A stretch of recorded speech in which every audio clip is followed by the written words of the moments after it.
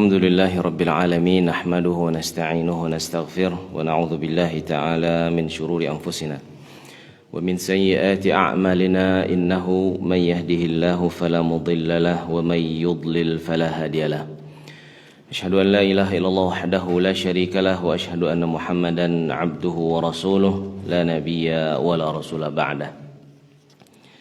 Alhamdulillah, pujian kepada Allah Subhanahu wa taala. Mudah-mudahan dengan banyaknya kita bersyukur kepada Allah Subhanahu wa taala, Allah menambah nikmat yang Allah berikan kepada kita sesuai dengan janji daripada Allah Subhanahu wa taala, la in syakartum la azidannakum wa la in kafartum inna adzabi lasyadid.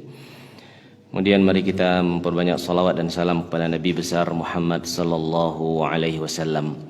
Karena beliaulah Nabi satu-satunya yang mana seluruh umat nanti pada hari mahsyar, pada hari dikumpulkannya umat manusia, beliaulah yang akan dituju oleh semua umat manusia. Semua umat-umat yang telah terdahulu, mereka akan mencari para nabinya. Umat Nabi Adam mencari Nabi Adam, umat Nabi Nuh mencari Nabi Nuh, umat Nabi Musa mencari Nabi Musa, umat Nabi Isa mencari Nabi Isa. Tapi semuanya mengatakan kami tidak berhak atas syafaat. Idhabu ila Muhammad. Maka semua akan pergi kepada Nabi Muhammad SAW, dan terutama kita tentu umatnya yang selayaknya lebih mengenal beliau dan beliau mengenal kita sebagai umatnya. Dalam sebuah hadis, Nabi pernah menyampaikan sebuah kalimat yang membuat para sahabat cemburu kepada kita. Apa kata Nabi SAW? Ishtaqtu li ikhwani. Kau di hadapan para sahabat kan? Nabi sedang berkumpul, sedang memberikan nasihat, sedang mota barangkali. Kemudian tiba-tiba mata beliau berkaca-kaca. Dan beliau mengatakan, saya merindukan saudaraku. Ishtaqtu ila ikhwani. Maka berkatalah para sahabat Nabi, bukankah kami ini saudara engkau wahai Rasul? Bukankah kami yang saudara engkau wahai Rasul? Kata Nabi, bal antum ashabi. Kalian itu adalah sahabatku. Sementara ikhwani, saudaraku, adalah humul ladzina yu'minuna bi wa lam yarawni, yaitu mereka orang-orang yang yakin, percaya dia kepada saya, yakin bahwasanya saya ini adalah nabi, padahal sama sekali belum pernah melihat saya. Mudah-mudahan kita berharap, kita berdoa, syukran jazakumullah khair, kitalah yang termasuk orang yang dirindukan oleh Nabi tadi, sehingga kita di yaumil mahsyar kelak dikenal oleh Rasulullah SAW. Kita lah umatnya, kita lah orang yang beriman kepadanya meskipun kita belum pernah bersua dengan beliau.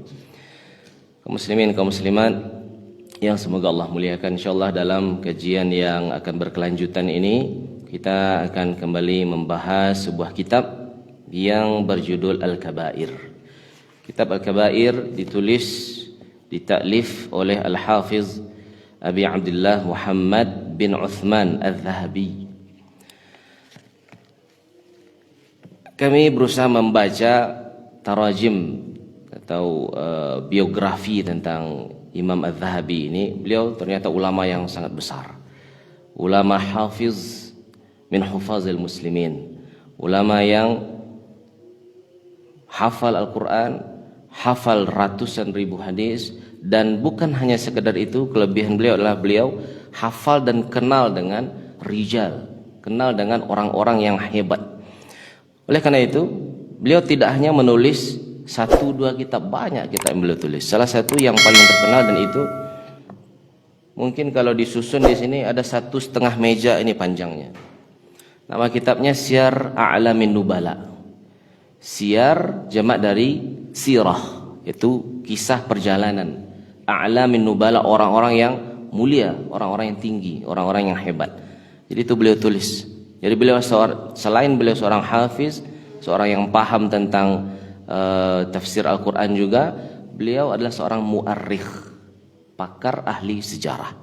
Jadi banyak kitab yang beliau tulis. Meskipun ada sebagian ulama yang kami dengar menyampaikan bahwasanya beliau meragukan kitab Al-Kabair ini ditulis oleh Imam Az-Zahabi, karena tidak ada tulisan tangan beliau yang jelas menyatakan bahwasanya ini beliau yang menulis.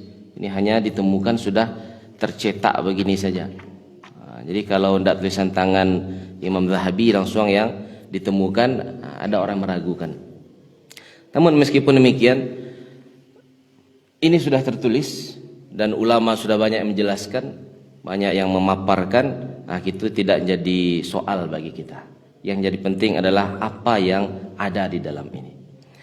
Kaum muslimin, kaum muslimat yang Allah muliakan, masalah kabair atau dosa-dosa besar ini memang ada perbedaan ulama. Ada yang mengecekkan kabairku ada batihnya. Jadi karena kabairku adalah dosa-dosa yang dilakukan oleh hamba Allah yang tidak bisa hilang begitu saja dengan kita melakukan perbuatan-perbuatan elok. Dia tidak bisa dihapuskan, dimaafkan oleh Allah begitu saja kalau kita melakukan perbuatan-perbuatan yang baik. Dalam sebuah hadis, Nabi SAW bersabda, kalau kita melakukan sebuah kesalahan, sebuah dosa, sebuah keburukan, wa atbi'is sayyi'atal hasanata tamhuha.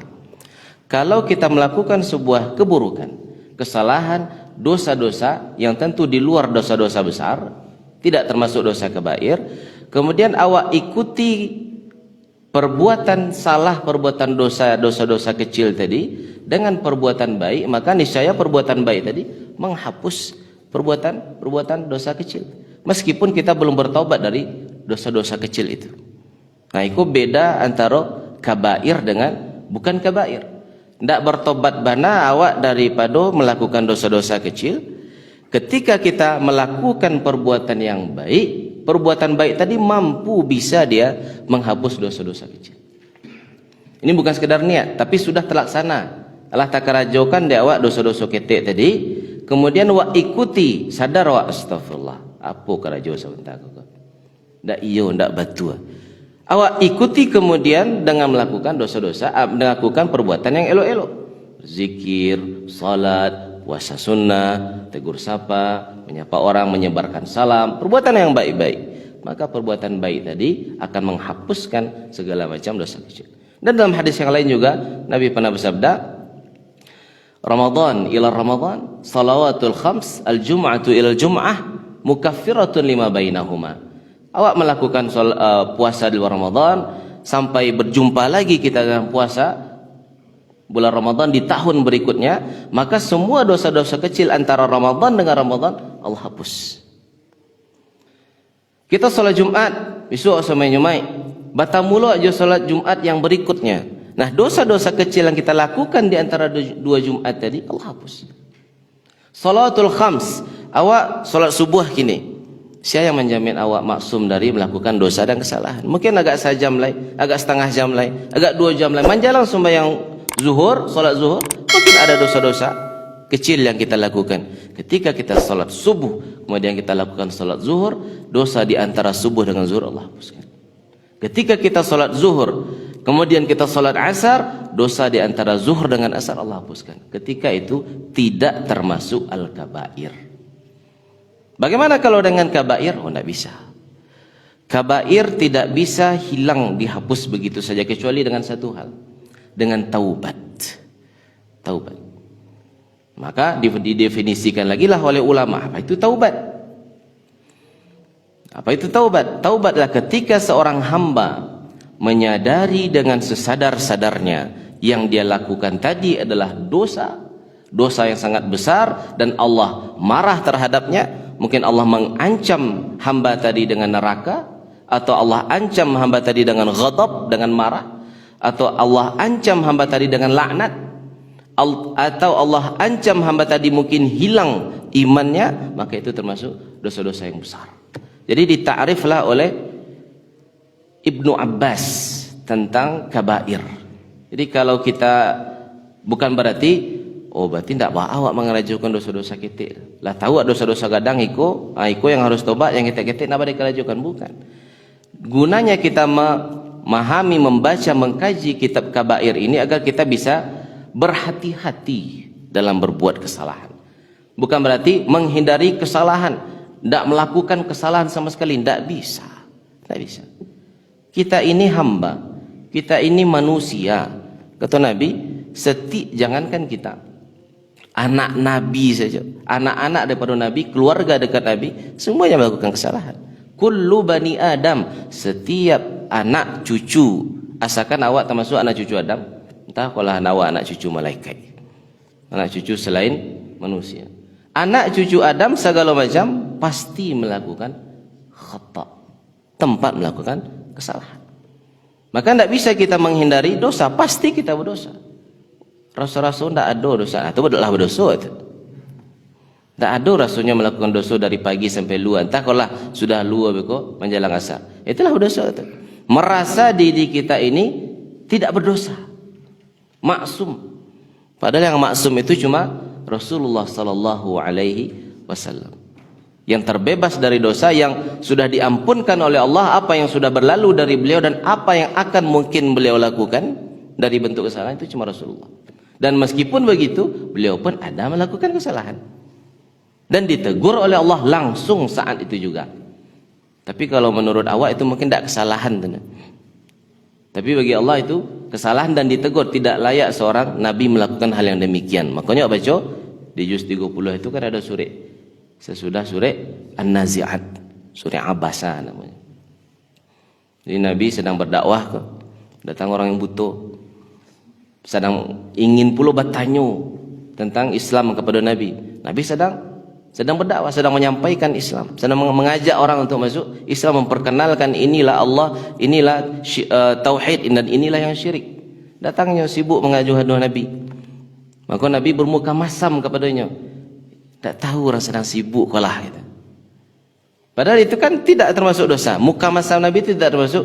Mungkin kita nilai wajar lah. Orang sedang ada yang dikerajokan tapi tiba lah mengadu. Tapi langsung ditegur oleh Allah Subhanahu wa taala, abasa wa tawalla an ja'ahul a'ma. Baik, kaum muslimin kaum muslimat yang Allah muliakan. Ini muqaddimah dari kitab Al-Kabair. Jadi tujuan kita mengenal kitab ini adalah agar kita berhati-hati. Jadi jangan sampai kita melakukan kalau kesalahan kecil itu pasti kita akan lakukan. Kata-kata yang mungkin tidak elok keluar gitu. Kadang-kadang orang sedang berang itu kan keluar sih sudahlah. Pokoknya berang itu kecil ulama, ghadab itu kecil ulama, awaluhu junun. Marah ini permulaannya itu adalah dia orang gilo. Tidak sadar dan dikecilkan. Wa akhiruhu nadamun. Dan akhir dari marah itu adalah penyesalan. Awaluhu junun, akhiruhu nadam. Nah, jadi kata-kata yang tidak elok, pencalian yang tidak elok, pendengaran awak yang kepada hal yang tidak elok, itu dosa. Dan pasti akan kita lakukan dalam sehari semalam kita hidup. Nah, itu dia muqaddimah dari kitab Kabair. Apakah kabair itu ada jumlahnya? Ini berbeda ulama. Ada yang ngecekkan sekitar 70-an. Ada yang ngecekkan 100. Ada yang ngecekkan 300. Bahkan Ibnu Hajar Al-Haythami itu menuliskan, mencatatkan kabair itu ada 300-an. Itu beliau terlalu bola-balik. Bahkan ada yang itu sebenarnya dosa ketek, beliau masukkan kepada Al-Kabair. Saking hati-hatinya beliau. Tapi dalam kitab Al-Kabair yang sedang kita pegang ini, dan mudah-mudahan pekan besok awak bisa membawa kitabnya sehingga lasuh hak berajanya. Awak baca cik, awak terjemahkan, awak terangkan. Di situ dituliskan oleh beliau Imam Az-Zahabi ada sekitar 76. Ya, as-sadisah wa sab'un. Ada 76 macam dosa besar. Sekali lagi, dosa yang tidak mungkin Allah maafkan begitu saja melainkan dengan adanya taubat dari kita. Alhamdulillah yang alal iman wa bi kutubihi wa rusulihi wa malaikatihi wa qadarihi wa sallallahu ala nabiyina Muhammad wa alihi wa ansari wa salatan daimatan tuhilluna daral qarar fi jiwarihi. Rahimallah berkata, hadzal kitab nafi'un. Kitab ini adalah kitab yang sangat-sangat bermanfaat fi ma'rifatil kabair, agar kita bisa mengenal apa saja itu dosa-dosa yang tergolong dosa besar. Ijmalan wa tafsilan, secara umum ataupun secara terperinci. Jadi beliau jalehkan cik-cik. Tidak sekadar beliau sebutkan dosa besar pertama adalah syirik, kedua adalah membunuh, ketiga adalah berzina, tidak itu saja. Tapi beliau rincikan. Jadi ternyata meskipun dosa besar itu satu disebutkan, tapi dosa-dosa besar itu pun punya tingkat, punya derajat. Contoh misalkan kalau syirik kita tidak bahas, itu sudah jelas pasti membunuh misalkan. Jadi dosa besar membunuh orang, menghilangkan nyawa orang, itu pun ada tingkatan-tingkatannya. Tingkatan yang paling tinggi adalah ketika awak menghilangkan nyawa anak awak sendiri, dek takui anak itu tidak bisa tagih makan dari awak. Itu paling tinggi itu. Paling tinggi dosanya dari sisi membunuh. Kemudian membunuh orang kafir misalkan, itu tanpa ada sebab kan? Tidak dalam kondisi parah, tapi yang dibunuh itu statusnya bukan muslim. Itu dosa besar juga tuh. Tapi dosa yang pertama tadi lebih tinggi daripada membunuh orang Islam. Membunuh orang Islam dengan sengaja, itu dosa besar. Tapi yang pertama lebih tinggi daripada membunuh orang Islam. Dan membunuh orang kafir, kebetulan dibunuh tadi bukan orang muslim tapi orang kafir, itu dosa besar. Tapi membunuh orang muslim, dosanya jauh lebih tinggi, hukumannya jauh lebih gadang di sisi Allah daripada membunuh orang kafir. Zina mau dituju. Yang paling tinggi, yang paling baik hukuman zina adalah berzina dengan tetangga sendiri. Paling berat. Kenapa? Karena ada di situ bukan hanya sekedar zina yang dia lakukan, tapi melanggar hak-hak tetangganya, mengkhianati kepercayaan tetangganya. Mungkin tetangganya upaya kerja, hanya yakin kok orang di rumah saudaranya dalam kondisi aman, tetangga elok-elok. Ada kepercayaan ditanamkan. Kadang-kadang kan awak itu perlu sebelum membuat rumah kau cari siapa tetangga awak lo. Perhatikan, jus siapa tetangga, le jarang elok. Orang elok buat rumah situ. Tanahnya mahal, usahakanlah. Daripada cari tanah murah bertetangga je orang yang tak elok. Yang tak mungkin awak tinggalkan amanah awak kepada tetangga-tetangga tadi. Baik, kemudian dilanjutkan oleh rahimahullah, razaqanallahu ijtinabaha birahmatihi. Mudah-mudahan Allah berikan kita kemampuan untuk menjauhkan diri daripada dosa-dosa besar. Jadi memang awak perlu banyak-banyak berdoa pada Allah, minta tolong. Dari segi apa? Dari segi hal. Allahumma inni ala zikrika. Minta tolong pada Allah agar Allah membantu kita dapat ingat kepadanya.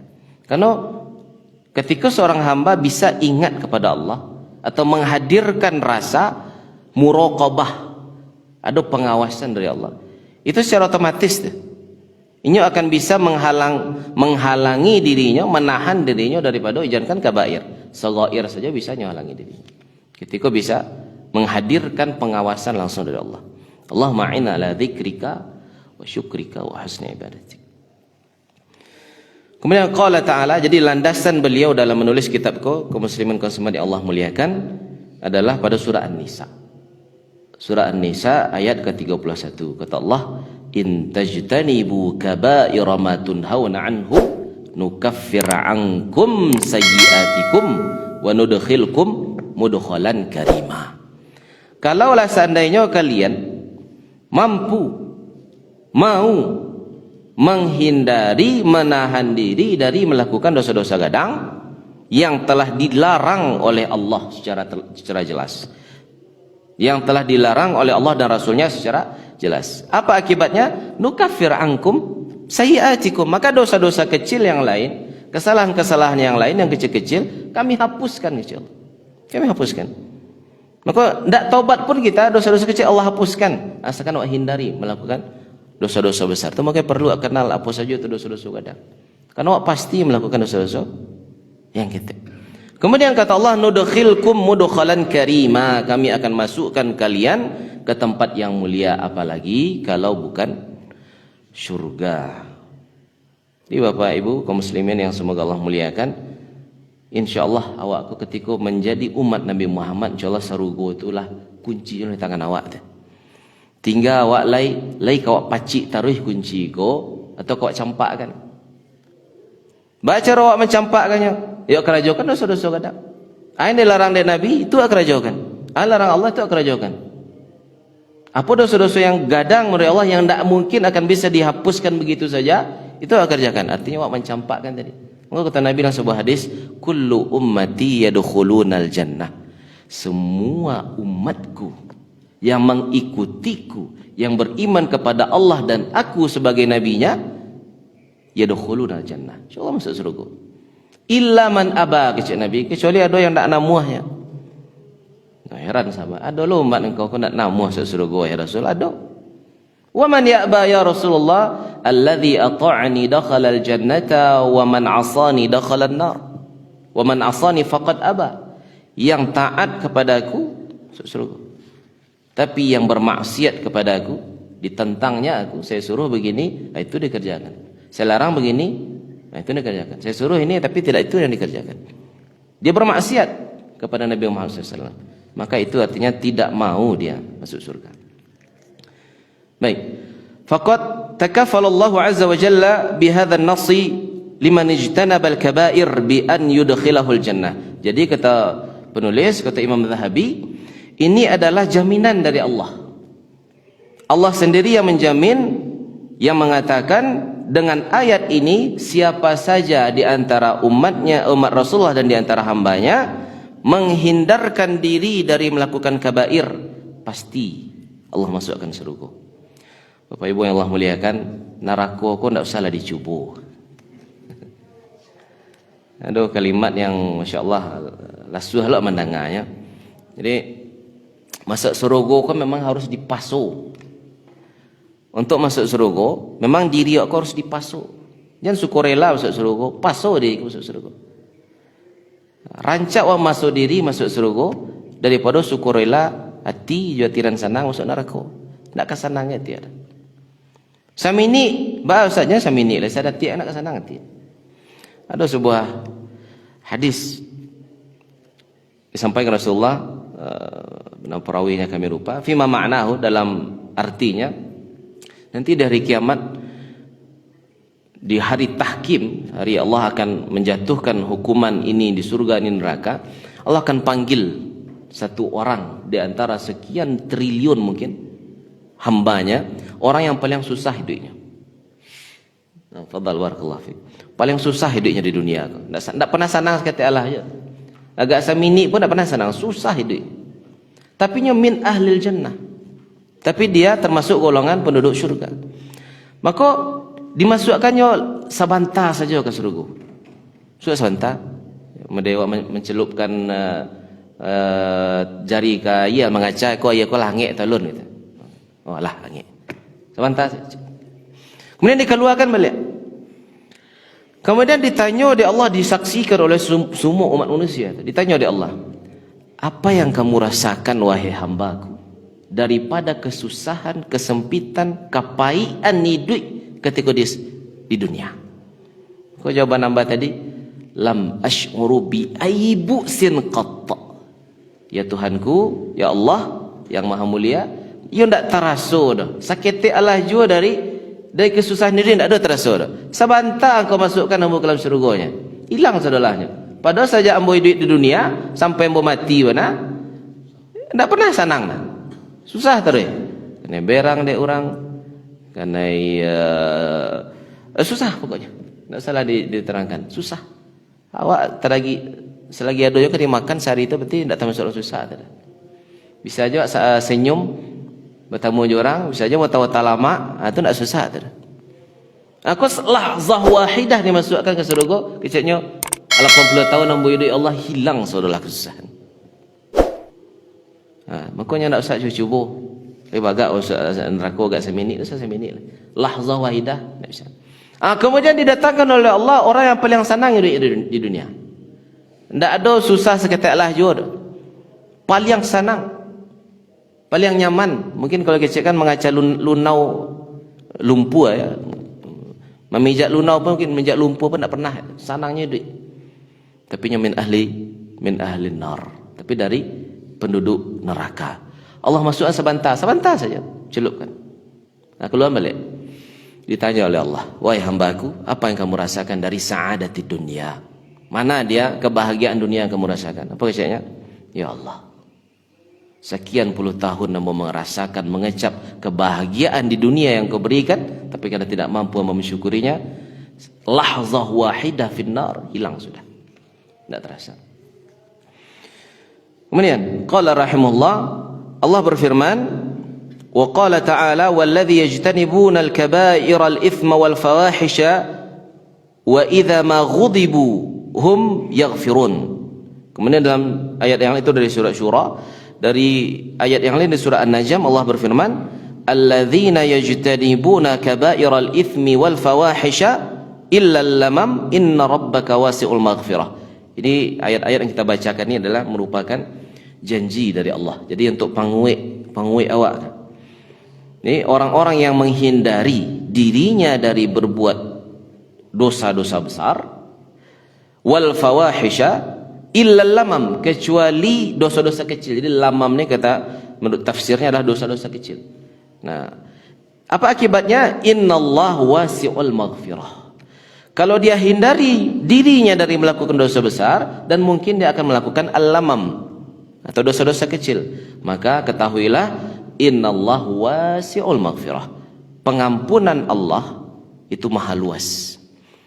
Pengampunan Allah maha luas. Wa qala Nabi sallallahu alaihi wasallam, salawatul khamsi wal jum'atu ila al jum'ah kafaratun lima bainahunna ma lam tughshal kaba'ir. Nah, ini hadis yang tadi kita bacakan. Salawat yang 5 subuh sampai isya, kemudian Jumat ke Jumat, itu adalah merupakan kafarah, penghapus dari dosa-dosa di antara dia, asalkan hamba tadi tidak menyentuh yang namanya kabair. Kemudian dalam hadis lain kata Nabi SAW, ijtanibu sab'al mubiqat, kalian hindarilah, kalian jauhilah 7 perkara, 7 dosa yang akan menghancurkan. Fadzakara asyirku was-sihru wa qatlun nafsi wa aklu malal yatim wa aklu riba wa tawalli yaumaz zahf wa qadful muhsanat, muttafaqun alaih. Maka disebutkan oleh Rasulullah hal-hal yang dapat menghancurkan tadi. Yang pertama syirik. Maka oleh karena itu Imam Zahabi, beliau Imam Abu Abdullah Muhammad bin Utsman Al-Zahabi meletakkan syirik ini pertama dosa besar. Kemudian sihir. Ya, baik ini melakukan sihir atau mendatangi tukang sihir, atau percaya kepada tukang sihir, atau bekerja sama dengan tukang sihir. Sihir kok ada, tapi tidak boleh awak mendakiknya, tidak boleh melakukan, tidak boleh mendatangi, tidak boleh bekerja sama. Ya do. Kemudian qatlun nafs, membunuh. Kemudian aklu malal yatim, makan harta anak yatim, tidak hak awak makan. Kemudian aklu riba, memakan harta riba. Wa tawalli yaumaz zahf, kabur, lari dari medan perang. Kecuali ada pengecualian, kecuali ada rencana yang strategis jauh lebih rancak dari rencana kau kini. Jadi mundur selangkah, buat susun rencana ulang, kemudian kita perang lagi gitu. Jadi kalau sudah perang itu artinya Allah minta izin ke keluarga itu untuk tidak balik. Kalau pai perang artinya minta izin, bagi maaf segala macam dosa. Karena kemungkinan kadang tidak balik. Kalau balik itu rasaki. Tapi kalau tidak balik, itulah yang semestinya pergi perang. Makanya kaum muslimin, kaum muslimat yang Allah muliakan, beda perang orang dulu dengan perang orang kini. Perang kini kan julid fisabilillah, perang media sosial, perang memburuk-burukkan orang Yahudi, orang Israel pakai media sosial. Kalau perang di zaman sahabat dulu, zaman Nabi, itu rata-rata menang taruh, tidak pernah kalah. Bahkan baru membaca surah pengantar perang saja baru dari panglima kaum muslimin, itulah lalame hati musuh kan. Lalame hatinya. Maka lalame kan bunyi surah ya saya menggelegar.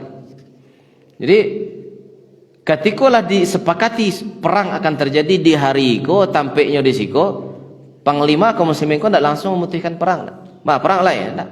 Dia gih peringatan dulu, dia gih babar dulu. 5 tahun baru berubah pikiran musuh kau. Nah, enggak jadi perang. Apa kata panglima musuh dikir apa panglima kaum muslimin dikirim surat. Ya. Bertaubatlah kepada Allah, ya, masuklah Islam. Selesai. Kamu akan tetap menjadi pemimpin dan masyarakatmu akan hidup dalam keadaan damai. Tapi kalau tidak namuh mundur dari perang, maka akan terjadi perang. Tapi ingat, saya datang Ji'tuka biqaumin, saya datang dengan kaum, mungkin tidak banyak jumlahnya, iya tidak banyak. Tapi sifatnya berbeda dengan sifat kaum atau tentara yang kamu bawa. Ji'tuka biqaumin yuhibbunal mauta kama tuhibbuna antumul hayah. Karena saya membawa prajurit, peleton, yang mana sifat mereka ini, mereka mencintai kematian sebagaimana cinta mereka terhadap kematian itu sebagaimana cinta kamu terhadap kehidupan. Kan cinta kita dengan kehidupan, cinta kalian wahai musuh Allah dan kehidupan. Kuat cinta kalian dengan kehidupan. Mau itu pula kuat cinta kaum yang saya bawa, prajurit, peleton yang saya bawa ini terhadap kematian. Hati-hati. Maka rata-rata karena itulah sifat pasukan kaum muslimin, termasuk panglimanya, bukan pasukannya saja, panglimanya. Tariq bin Ziyad ketika bisa membebaskan kota Andalus ya namanya, Andalusia di Spanyol itu. Kalau beberapa kali orang mencoba membebaskan itu. Termasuk Muhammad Fatih juga di Konstantinopel di Turki. Lah sekian kali dicoba untuk menembus benteng itu tidak bisa. Tapi kalau sudah datang dengan tekad azam yang kuat ya, bahkan diceritakan. Tapi ini memang ceritanya, kisahnya berbagai macam versi. Jadi untuk membebaskan Andalus itu kan Allah baru di pulau yang baru itu. Jadi pulau lah dakek ke Eropa. Kalau Tariq bin Ziyad itu datang dari benua Afrika, dari Aceh, benua Afrika bagian utara. Yaitu bertemu nanti di Selat Jabal Tariq namanya. Kalau kini disebut Gibraltar. Nah itu ketikalah sampai ke situ jo kapal lawi, saking Tariq bin Ziyad itu mencari rasa takut mulai hadir di pasukannya. Dek pasukan Luzarik itu banyaknya minta ampun luar biasa, dan bentengnya gagah, persenjatanya kue. Adibakanya lah Dek Tariq bin Ziyad tadi kapal-kapal yang membawa pasukan tadi, bakanya supaya tidak ada pikiran sekitar lah jo untuk mundur ke belakang. Awak payah parangko siap mati, bukan siap pulang. Jadi kalau awak nio duit jua bacaranya, duit awak tinggal awak di Andalus tu. Kalau nio makan letak awak bacaranya, makan awak di Andalus. Kalau ngantuk lalu bacar, lalu awak di Andalus. Bacaranya manangkan perangko. Manangkan perang. Jumlah seketik ya seketik. Tapi kalau kue hati awak cinta tentang kematian, maka siapa yang memimpin itu? Tariq bin Ziyad. Tidak pernah nyo tagak di belakang, di tengah. Nyokatukan sama prajuritnya, ambo akan tagak di muka. Memang urusan yang saya ajak ini kepada kalian bukan urusan yang sembarangan, bukan urusan ketek, itu urusan mati hidup. Tapi jangan khawatir, ambo tidak akan mengajak kalian kepada sebuah urusan yang memang nyawa dijual murah di dalam urusan ini, kecuali saya berdiri depan. Jadi caranya jangan pernah menampakkan panglima mati. Jadi ambo akan tagak di muka. Kalau mati ambo sebelum berhasil membunuh Luzarik, pimpinan pasukan kafir ketika itu di Andalusia, maka yang di belakang ambo harus maju, seolah-olah inyo menjadi panglima yang baru. Langsung, jangan mundur, jangan kecil-kecil. Itu teknik yang ditanamkan Dek Tariq bin Ziyad. Kok sempat terbunuh ambo, yang satu belakang maju langsung teriakkan. Jadi pasukan musuh tetap merasa panglima kaum muslimin tidak mati-mati, hidup je baru. Nah itu janjinya. Dan ambo tidak akan pernah mundur ke belakang, selalu akan berada di barisan terdepan. Aku pemimpin tu. Tidak ada masalah lari tu. Kalau ada masalah seketik, lari lah wak, pindah, pikir. Jangan lari, hadoi. Kalau lari ya bahaya masyarakat barat ya tentu. Semakin tidak yakin, semakin tidak nyaman ya jo pemimpin. Jadi pemimpinnya harus dapat meyakinkan rakyatnya. Kaum muslimin, kaum muslimat yang semoga Allah muliakan. Jadi itulah beberapa landasan kita dalam mengkaji kitab Kabair ini.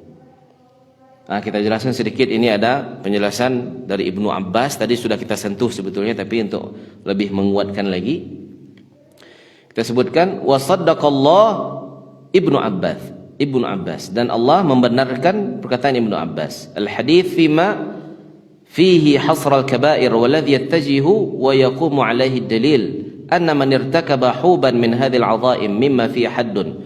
Jadi kalau awak susah menghafal kabair yang banyak aku 70 100 300 cik ulama begitu kan, maka dengarkan kesimpulan besar yang dibuat oleh Ibnu Abbas ini. Kata beliau, setiap perkara di dalam Al-Quran yang ada haddun, kata Allah, ada haddun, ada ketetapan hukuman yang sudah Allah tetapkan, mode mencilok kan ada haddunnya. Apa haddun mencilok? Kalau sampai nisabnya maka potong tangan. Berarti itu kabair, dosa kadang. Jadi harus sampai nisabnya. Ya, segala macam mencilok saya, mencilok kajai kawan itu potong tangan lo, itu tidak mungkin. Ada nisabnya, ada batasannya.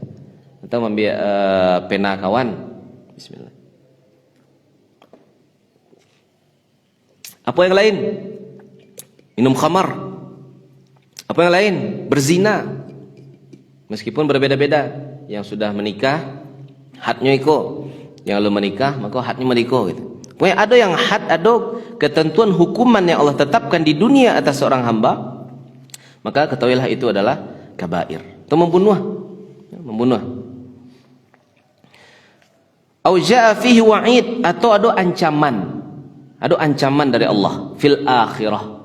Kalau tadi batasan hukuman ditetapkan di dunia, maka itu adalah dosa besar. Atau perbuatan tadi diakhiri oleh Allah dengan ancaman di akhirat, ancaman dengan azab yang pedih, ancaman dengan hukum-hukum tertentu lah. Pokoknya ada ancaman yang Allah berikan di akhirat, dia akan dibeginikan, dia akan begitukan. Baik kita temukan di Al-Quran ataupun di hadis, maka ketahuilah itu dosa besar. Kemudian Allah tutup macam-macam dosa tadi dengan azab, ghadab, tahdid. Ayat yang bicara tentang perbuatan dosa tadi Allah tutup dengan azab. Walahum azabun alim, walahum azabun muhin, walahum azabun syadid. Kemudian ghadiballahu alaihi wa la'anahu wa a'adda lahu jahannam. Jadi ada ayat-ayat seperti itu. Allah marah kepada mereka, Allah laknat mereka, Allah siapkan untuk mereka jahannam. Maka kita lihat, apa pekerjaannya kan? Maka itu adalah merupakan dosa besar. Au lu'ina fa'iluhu, yang sudah kita sebutkan tadi, atau dilaknat. Fa innahu kabiratun wala bud. Maka itulah yang termasuk kabir. Jadi sekitar 5 macam ya. Pertama tadi ada ditentukan hukumannya di dunia, kemudian seperti membunuh, zina dan semacam. Kemudian ada ancaman di akhirat. Yang kedua, kemudian ada Allah tutup kalimat ayat itu dengan azab, azabun syadid, azabun alim, azabun muhin. Atau Allah tuliskan wa ghadiballahu alaihi, Allah marah. Maka itu juga dosa besar. Atau ada tahdid, ya, ada teguran yang keras, ancaman juga termasuk dosa kita sebut lagi, ancaman. Atau la'nah, dilaknat. Kemudian itu 5 bukan P-nya. Ada keluarkan tahdid itu. Ada tahdid, ada ancaman, ada teguran yang sangat keras. Maka itu merupakan dosa besar. Kaum muslimin yang Allah muliakan, mungkin cik saja bacakan pertemu. Mudah-mudahan di pertemuan berikutnya bisa kita baca 2 atau 3 atau 4 lah dari sisi dosa besar. Yang pertama, fal kabiratul ula asyirku billah. Di dosa gadang yang pertama itu adalah syirik. Awak ke syirik pada Allah. Apa ketiga awak meletakkan ibadah selain kepada Allah, pada Allah yang menciptakan awak. Allah yang bagi awak rasaki, Allah menghadirkan ketenangan di hati awak ketika awak gundah gulana. Allah sampai bergantung, sampai orang-orang yang tak yakin Tuhan Allah saja, ketika dimasuknya ke dalam sungai, ke dalam piat tenggelamnya, tak tahu kasih minta tolong lainnya, pasti nyabut itu. Ya Allah, tolong selamatkan. Allah nyatakan ada. Nah, zat yang mode itu menciptakan kita dari tidak ada menjadi ada, memberikan kita rezeki, memberikan kita ketenangan batin, kenyamanan. Masa awak sekutukan dia dari segi ibadah? Maka syiriknya dosa yang paling besar, tidak ada ampun. Dan kalau sempat mati tidak dalam keadaan bertaubat dari syirik ini, ya sudah. Itu meskipun dia mengatakan dia Islam, ya Islam kok, KTP Islam, saja lahir Islam, tapi kelaku syirik. Tak sempat bertobat, matinya. Karena mati kau kan nak ngetuk pintu dulunya dah.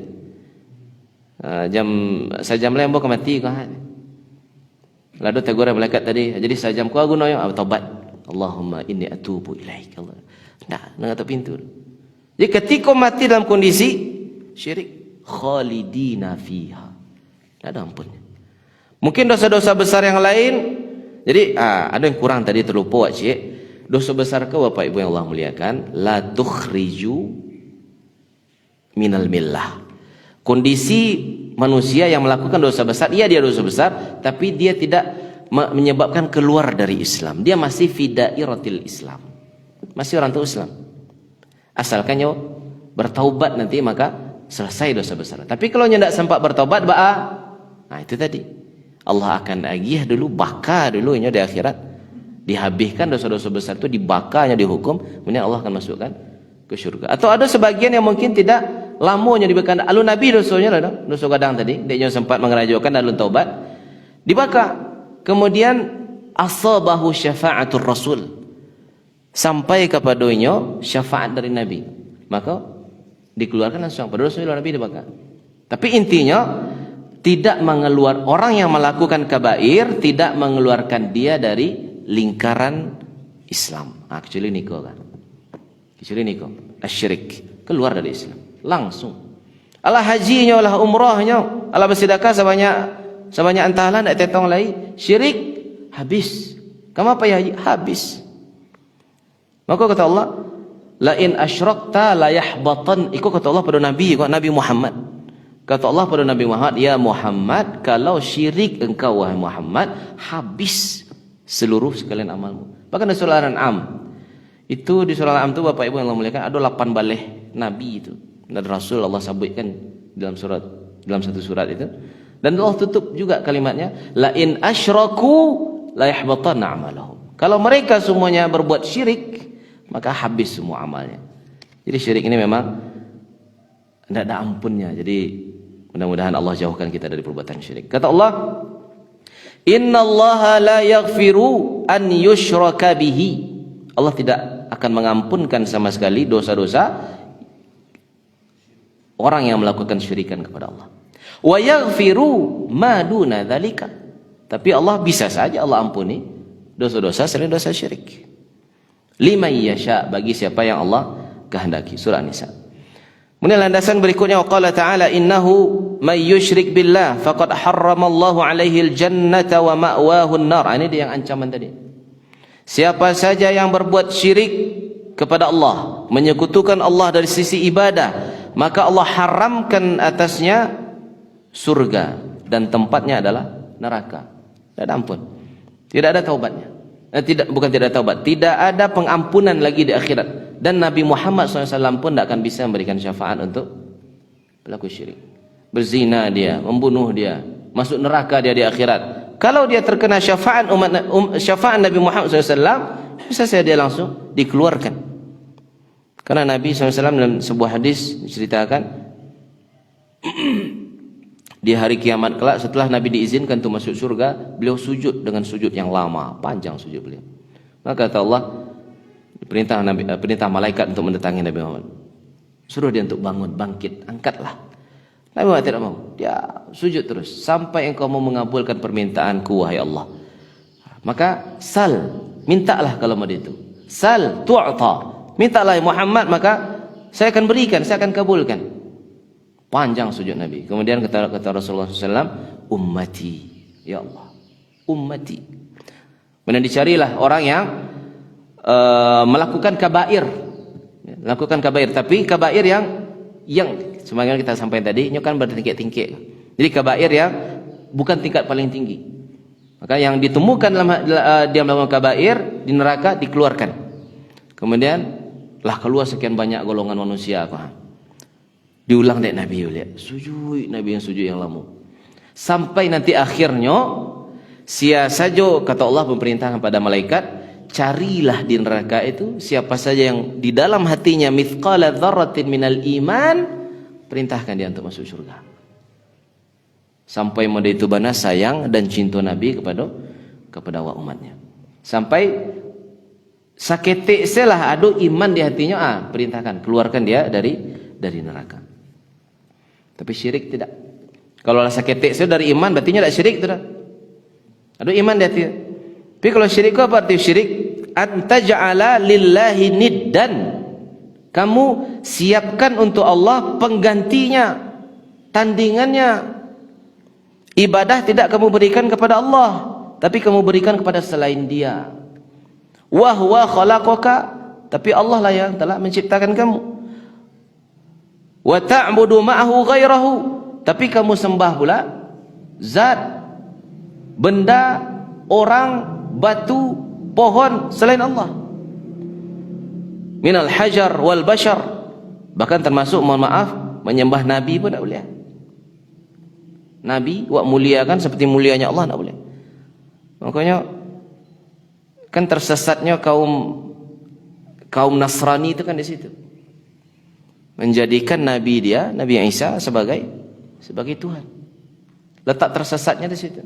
Maka dalam surah Al-Fatihah setiap hari wak baca siratal ladzina an'amta 'alaihim ghairil maghdubi 'alaihim waladdallin. Ya Allah, berikanlah kami petunjuk untuk mengikuti sirat, jalan yang lurus. Jalan siapa itu? Siratal ladzina an'amta 'alaihim, jalan orang yang Engkau berikan nikmat ya Allah. Bukan jalan ghairil maghdub, bukan jalan orang-orang yang Engkau murkai. Siapa dia? Kata ulama mufassir, dia adalah jalan-jalan orang Yahudi. Waladdallin, dan bukan juga jalan orang yang sesat. Siapa dia? Kata ulama tafsir, dia adalah orang-orang Nasrani tersesat. Sesat. Jadi maimbau mengajak balik orang yang fasik itu lebih mudah daripada mengajak orang yang memang telah dimurkai oleh Allah. Allah balipik-lipik berang Allah tu ke orang Yahudi ke. Ni mengajak orang Yahudi masuk Islam susah lagi. Jawab terdengar orang Yahudi convert to Islam. Masuk Islamnya balik. Jarang. Tapi kalau orang Nasrani banyak. Maka debat-debat di Amerika, di Inggris, di Eropah, ada debat-debat macam itu. Ada yang sedang debat tu tersentuh hati masuk Islam ya. Ada yang disampaikan tentang kebenaran masuk Islam dia terima. Kerana dia tersesat. Orang sasik kau ditunjukkan bisanya. Oh sasik kau. Amal jalan betul, ikut betul ha. Kalau ikut kamu apa ya kau? Buntu jalannya kau. Kemari ya baru. Karena tujuan nak sama.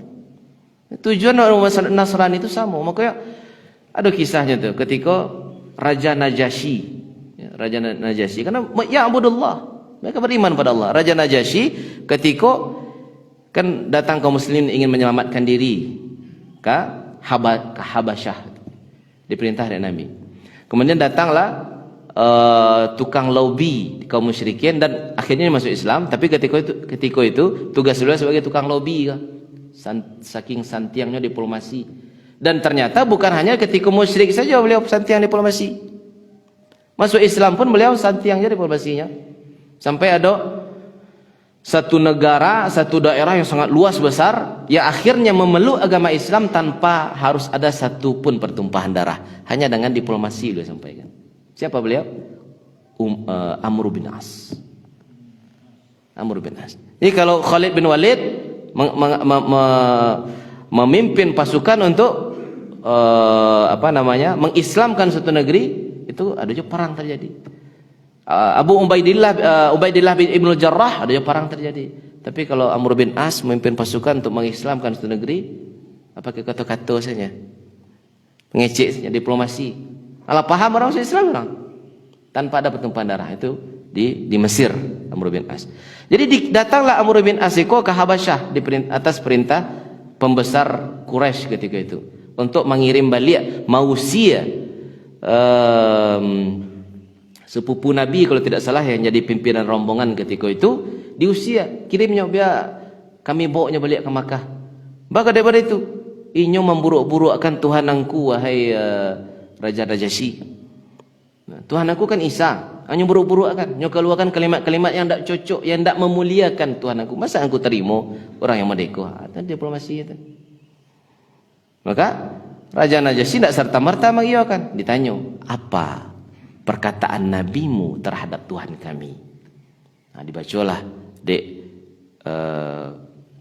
Allahumma salli ala Muhammad. Saya nama beliau saya? Bukan Jabir.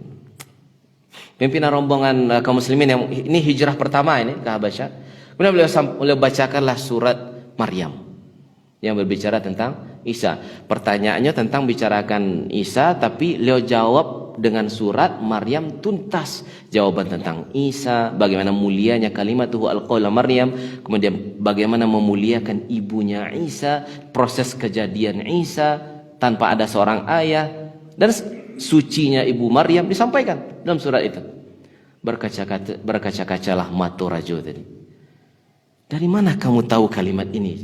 Di zaman itu yang paling alim di Habasyah itu ya raja itu tentang agamanya, tentang agama Nasrani. Sementara ini orang entah datang dari lembah derima, datang dari jauh, pakai pakaian lusuh mereka itu mengarati bahkan lebih lengkap ceritanya. Maka kata Raja Nasyid tersentuhnya, sungguh perkataan dia wahai Amr bin As dan apa yang kami yakini keluar dari sumber yang sama. Hanya saja kami berbeda di tengah jalan, tapi sumbernya sama. Tak kamu lagi hanya kangkur. Pulang langku ke Makkah, ambil hadiah-hadiah ke saudaranya. Nah, begitu keyakinan orang Nasrani. Sebenarnya orang Nasrani itu dekat dengan kita. Makanya seruan Nabi kepada orang Nasrani itu apa? Ya ahlal kitab, wahai orang yang sama-sama membaca kitab. Kami membaca Quran, kalian baca Injil, kalian baca Taurat. Ta'alau ila kalimatin sawa'in bainana wa bainakum. Marilah kita bertemu, duduk kita persatukan kalimat yang memang sama antara kita dengan kalian. Alla na'budu illallah. Kan itu himbauan setiap nabi awak. Kan itu himbauan di dalam kitab. Nah, kalau yang kini ku wana ingin menjelek-jelekkan kitab orang, dia ingin menjelek-jelekkan agama orang. Karena kalau jelek-jelekkan gini, bisa jadi mendengar dan nyawa akan balas menjelek-jelekkan agama kita. Tapi jelas kita sampaikan, kitab mereka dengan kitab kita itu tidak lagi sumber yang sama. Kitab kita boleh diperdebatkan, boleh diadu, boleh diuji. Dia memang datangnya dari Allah dan tidak mungkin sedikit pun ada selipan kata-kata Nabi Muhammad SAW.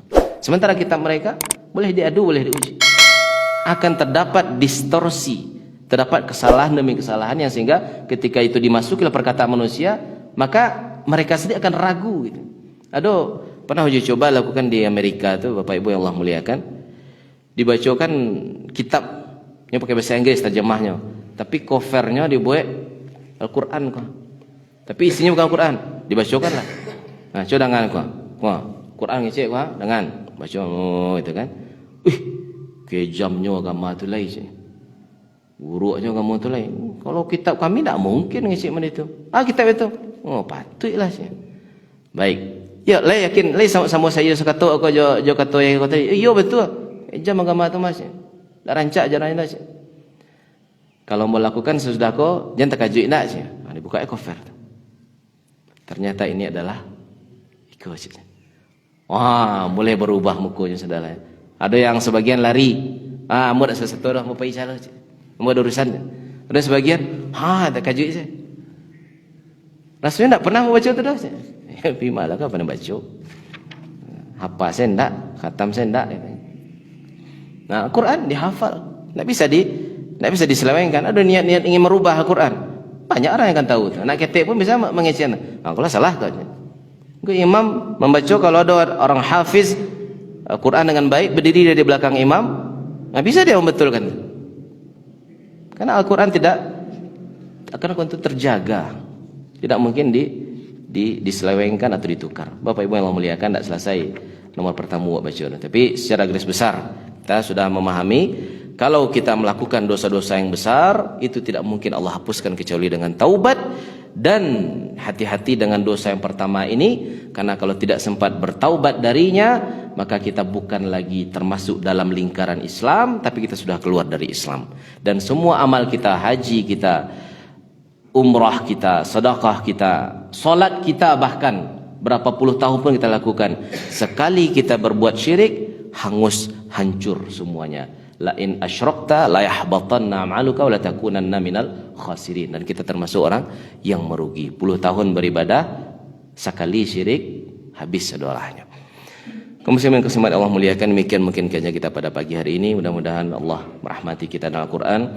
Allah menjadikan kajian ini sebagai wasilah agar Allah tambah ilmu kita, kedekatan kita kepada Allah. Karena Nabi bersabda, man izdada ilman walam yazdad hudan falam yazid minallahi illa bu'da. Siapa yang bertambah ilmunya tapi tidak bertambah petunjuk, tidak bertambah takwa, tidak tambah dakik kepada Allah, maka Allah akan membiarkan dia semakin jauh dari Allah Subhanahu wa taala.